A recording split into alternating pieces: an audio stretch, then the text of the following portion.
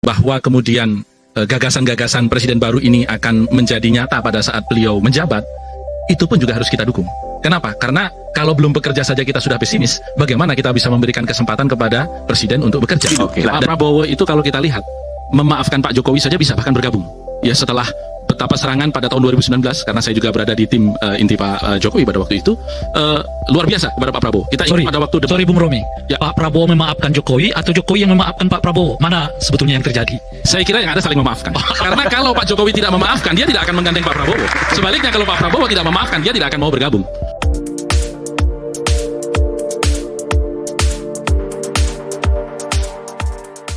Bung Romi mungkin bisa menjawab apa yang kemudian Bung Refli khawatirkan terkait dengan FUFAFA dan 20 Oktober 2024. Silakan. Ya, pertama tentu kita harus menghormati presiden kenegaraan kita yang sudah berlangsung beberapa saat setelah reformasi ini, bahwa beberapa periode transisi ke arah presiden baru selalu berjalan mulus, setidaknya secara konstitusional. Dan itulah yang kita harapkan akan kita jalankan juga pada tanggal 20 Oktober nanti. Yang kedua, bahwa kemudian gagasan-gagasan presiden baru ini akan menjadi nyata pada saat beliau menjabat, itu pun juga harus kita dukung. Kenapa? Karena kalau belum bekerja saja kita sudah pesimis, bagaimana kita bisa memberikan kesempatan kepada presiden untuk bekerja? Dan ini saya kira fair, karena presiden baru adalah harapan baru. Dan jadi ada yang salah dengan itu ya? Tidak ada yang salah. Kalau Bung Refli tadi bilang, ya yang dulu-dulu juga awalnya senang-senang semua, optimis semua, tapi akhirnya kecewa. Kalau Pak Prabowo beda atau gimana? Sama saja sebenarnya soal mekanisme rotasi kita suka dan tidak suka. Karena itu selera. Dan selera itu kan betul-betul tidak abadi. Dia kan akan berkembang dengan berkembangnya waktu. Kita tahu persis di dalam Islam misalnya, kekuasaan itu kan dipergilirkan. Wa tilkal ayyamu nudawiluha bainan nas. Jadi kekuasaan itu dipergilirkan. Hari ini Pak Jokowi akan berakhir dan Pak Prabowo akan datang. Mari kita sambut ini dengan optimisme. Kenapa? Karena pekerjaan rumah kita untuk ke depan membuat bangsa ini naik di antara bangsa-bangsa dengan segudang persoalan yang tadi sudah disampaikan berkali-kali oleh Pak Said Didu, itu begitu besar. Jadi kalau energi kita 10 tahun kemarin itu habis dengan konflik horizontal antara buzzer dengan para influencer, dengan antara buzzer dengan para public figure begitu ya. Mari itu kita sudahi dan kita sampaikan itu kepada Pak Prabowo. Sepemahaman saya, karena 2014 lalu saya juga menjadi salah satu wakil ketua tim kampanye nasional Prabowo. Pak Prabowo itu orang yang apa adanya, bukan orang yang suka dengan aneka citra. Jadi kalau suka dengan saya, pilihlah. Kalau tidak suka, ya sudah, Anda punya pilihan. Karena saat itu saya pun pernah memberi saran beliau, masih ingat betul 2014, Pak Jokowi dengan Pak JK itu kendaraan dinas kampanyenya itu adalah, boleh menyebut merek nggak? Silakan. Toyota Innova. Ya. Yang tentu kita tahu persis kelasnya Pak Jokowi dan Pak JK bisa membeli mobil jauh lebih mahal daripada itu. Nah, saya waktu itu memberi saran kepada Pak Prabowo, saya ingat betul di Ponorogo 43, hanya berdua dengan beliau, menyampaikan bahwa kita tim waktu itu 2 minggu sekali mengadakan survei tentang aspek-aspek kepemimpinan. Ada 17 aspek kepemimpinan, mulai intelektualitas, pengalaman, keluarga, kepandaian, dan seterusnya, orasi, dan seterusnya. Itu semua aspek kepemimpinan Pak Prabowo unggul dibanding Pak Jokowi tahun 2014. Hanya satu saja beliau kalah, yaitu kemerakyatan. Tetapi ternyata di tahun 2014 itu bobot merakyat itu luar biasa tingginya, sehingga itu menjatuhkan skor Pak Prabowo. Jadi Pak Prabowo waktu itu tetap pakai mobilnya ya? Saya sarankan waktu itu, saya sampaikan, Pak, izin Pak, ini dari tim survei, dan saya waktu itu ketua tim divisi strategi, menyarankan kepada Bapak atas masukan teman-teman agar mengubah mobil, Pak. Oh ya. Apa yang diusulkan itu, Mas Romi? Saya minta mobilnya sama, bahkan lebih rendah lagi, yaitu Avanza. Saya waktu itu, betul, itu saya sampaikan waktu itu. Pak Prabowo ngomong apa waktu itu? Mobilnya kan Lexus Pak Prabowo. Iya. Lexus putih, kita tahu persis kan. Oke. Nah, kemudian saya sampaikan itu, Pak Prabowo mengatakan, enggak. Kenapa, Pak? Itu kan menipu rakyat. Pak, rakyat kita memang suka show off. Politik itu adalah panggung, dan di panggung ini mereka menilai. Enggak, saya enggak mau. Kalau mereka suka, pilih saya. Kalau mereka enggak suka, silakan mereka pilih saya. Pak Prabowo mengatakan. Itu Pak Prabowo mengatakan. 2014. Artinya apa? Beliau ini bukan orang yang termehek-mehek dengan aneka citra. Dan beliau pada usia yang hari ini sudah sangat senior, dilantik, saya kira tidak dalam posisi ingin meninggalkan legasi apapun kecuali berbuat yang terbaik untuk bangsa ini. Dari kawan-kawan yang ya dalam tanda petik ada calon besok masuk kabinet dan seterusnya yang saya masih komunikasi sampai saat ini, sampai beberapa hari yang lalu begitu, sangat terpotret karena beliau-beliau itu sudah diajak secara serius oleh Pak Prabowo untuk mengikuti transisi ini dengan mendengarkan aneka paparan dan mencari bagaimana menambah pendapatan dan seterusnya. Tergambar bahwa Pak Prabowo mengatakan, saya tidak ada lain kecuali bagaimana saya menghabiskan harta keluarga saya untuk Republik ini dan melihat Indonesia ini maju. Kapan Pak Prabowo ngomong itu? Berkali-kali. Sampai hari ini? Iya, sampai hari ini. Sampai beberapa hari yang lalu saya ketemu dengan orang yang insya Allah akan menjadi anggota kabinet ini. Artinya apa? Kita tahu persis jejak Pak Prabowo bukan dari 2009 saja, karena 2004 beliau sudah maju di konvensi Partai Golkar. Betul. Dan kalah juga waktu itu dengan Pak Wiranto. Dan iklan yang tahun 2004 sampai hari ini saya masih terngiang-ngiang. Indonesia dulu adalah macan Asia. Nah, itu. Dan itu masih menjadi cita-cita Pak Prabowo hari ini.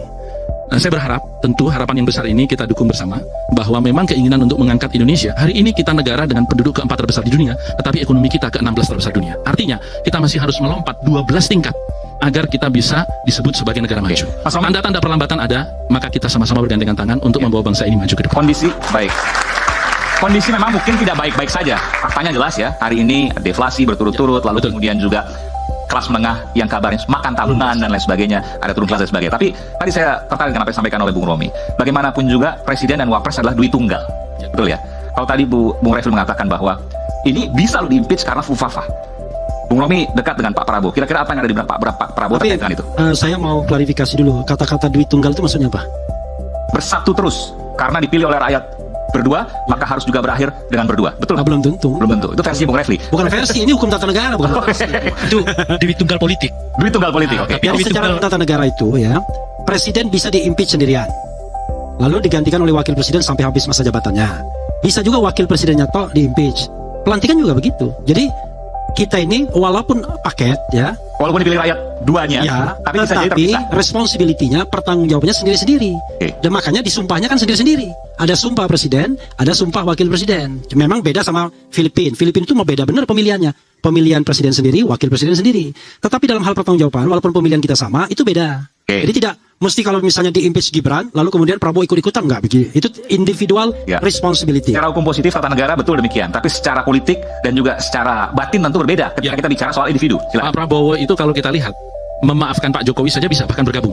Ya setelah betapa serangan pada tahun 2019, karena saya juga berada di tim inti Pak Jokowi pada waktu itu, luar biasa kepada Pak Prabowo. Kita ingat pada waktu Sorry Bung Romi, Ya. Pak Prabowo memaafkan Jokowi atau Jokowi yang memaafkan Pak Prabowo? Mana sebetulnya yang terjadi? saya kira yang ada saling memaafkan. Karena kalau Pak Jokowi tidak memaafkan, dia tidak akan menggandeng Pak Prabowo. Sebaliknya kalau Pak Prabowo tidak memaafkan, dia tidak akan mau bergabung.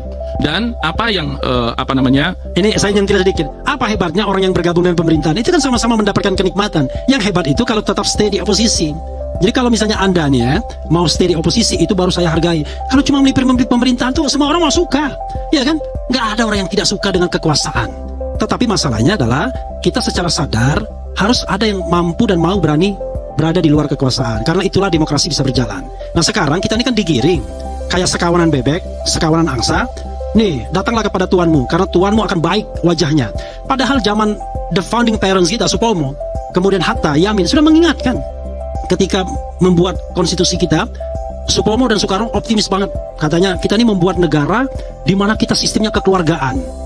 Tidak mungkin seorang bapak itu akan menciderai memakan anaknya sendiri. Kata Hatta, iya, saya tahu itu. Tapi Hatta yang biasa hidup di Eropa, dia tahu.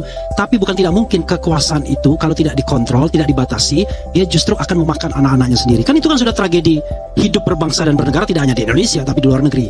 Tetapi saya tidak menyalahkan kalau Bung Romi optimis. Kan itu soal pendekatan. Ini kayak kita lihat gadis, ya kan? Mana yang pendekatannya optimis, pesimis, sama substansinya. Gadis itu cantik tapi hitam, ya kan? Atau gadis itu hitam tapi cantik. Sama aja. Oh sorry, bukan begitu. Bukan kata cantik, hitam dan manis. Cewek itu hitam tapi manis. Atau cewek itu manis tapi hitam. Mana yang Anda pilih? Manis tapi hitam atau hitam tapi manis? Boleh. Manis atau hitam tapi manis? Yang dipilih? Sesuai selera lah itu. artinya Jadi kalau kita bicara tentang pendekatan pesimis, orang akan melihat hitamnya. Cewek itu cantik tapi hitam, ya kan? Jadi hitamnya yang dia take into account, ya kan? Yang dia pertimbangkan. Tapi kalau dia optimis, dia mengatakan cewek itu hitam tapi manis. Manisnya yang dia ingat. Nah, ini soal approach, pendekatan. Substansinya sama. Jadi walaupun Anda mengatakan Prabowo dengan sisi optimistik, saya pesimistik, substansinya sama. Prabowo Subianto yang akan kita lihat nanti. Jadi ini nggak ada kaitannya sama suuzon atau tidak, atau husnuzon. Ini kaitannya adalah paradigma berpikir. Sama seperti Anda mau paradigma liberal atau sosialistik, kan begitu saja sesungguhnya kan? Karena saya paradigma memilih berpikir. optimistik ya. Kenapa? Karena saya melihat betul karena banyak perjalanan saya ke banyak negara, baik dalam kapasitas sebagai pejabat negara di saat lalu ataupun pribadi karena ada usaha yang memang mengharuskan saya keliling ke luar negeri, bahwa Indonesia ini tidak merupakan bagian dari global logistik hub. Indonesia juga bukan dikenal sebagai negara yang memiliki rasa percaya diri yang tinggi. Bandingkan sekarang misalnya dengan 500 perusahaan Fortune Top 500 yang di situ dihuni oleh orang-orang dari etnis India, yang mereka berangkat dari negaranya sebagai orang miskin. Tetapi hari ini mereka menduduki top manajemen perusahaan-perusahaan terbesar di Amerika Serikat. Yang kita tahu persis sampai hari ini adalah kekuatan ekonomi nomor 1 dunia. Tidak banyak merek-merek Indonesia yang bertengger di luar negeri.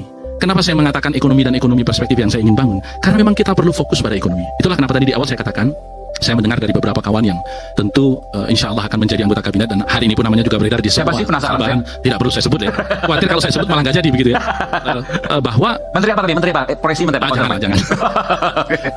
Jadi memang Pak Prabowo ingin menyelesaikan persoalan politik ini sebelum tanggal 20. Itulah kenapa kemudian pertemuan Pak Prabowo dengan Bu Mega insya Allah dijawab sendiri oleh petinggi-petinggi PDI Perjuangan itu juga akan dilakukan sebelum tanggal 20. Beliau mengatakan di banyak kesempatan kepada tim-tim transisinya bahwa pokoknya saya mau fokus ekonomi, politik harus selesai sebelum itu. Memang betul bahwa kekuatan oposisi itu penting untuk checks and balance. Tetapi kita juga tahu persis bahwa tidak ada kamus oposisi secara resmi dalam hukum tata negara kita. Itu yang saya pahami tentang hukum tata negara.